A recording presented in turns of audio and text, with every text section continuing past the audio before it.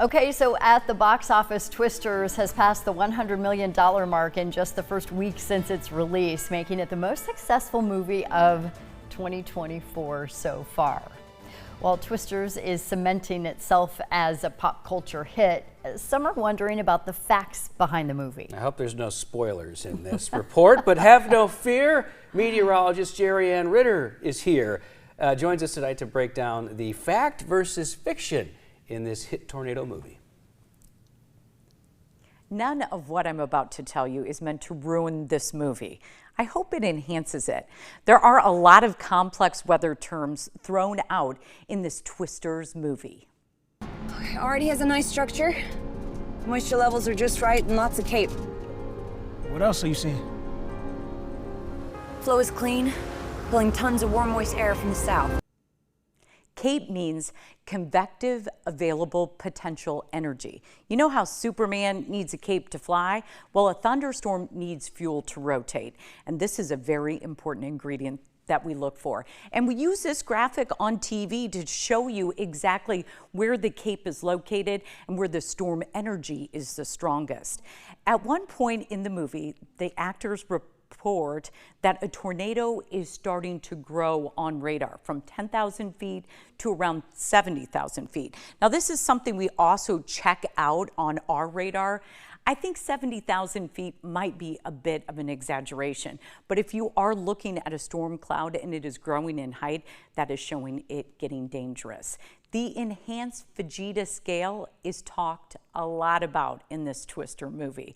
This scale starts with the weakest tornado, which is typically an EF0, EF1, and then grows to the strongest, which is an EF5. And this is based on the damage left behind, and it estimates the winds within the tornado. Sometimes the winds can get as strong as 200 to even 300 miles per hour.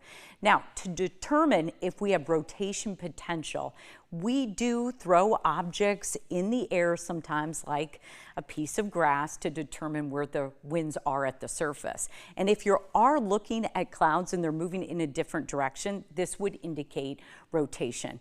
I do want to stress the best place to go in a tornado is the basement. And now on to what is false. You can't tame a tornado by putting chemicals in the storm. Dr. Gallus, who teaches and studies tornadoes at Iowa State University, agrees.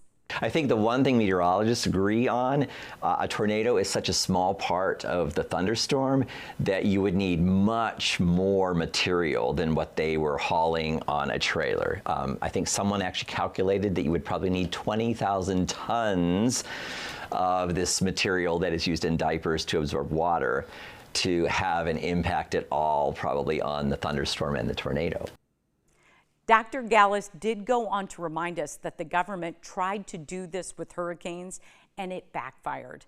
The last fiction thing I want to point out is when the pickup truck drives into a tornado and then drills itself into the ground.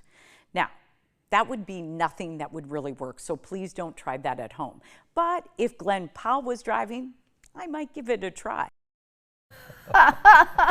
Great. Girl. Now I know they're drilling cars in, they're shooting chemicals. I haven't seen the movie yet, but I think it's cool that you said this one is much more correct than the first one. And I love the first Twister movie. The first was great. I mean, it was fantastic. This one has that same element too. You want to eat popcorn and it's exciting. Right. It's just more correct. It's much more correct. Yeah, it's fun to watch. I can't wait. Yeah, and it makes people talk about weather. So we're all excited about that, right? Get to the basement. That's right.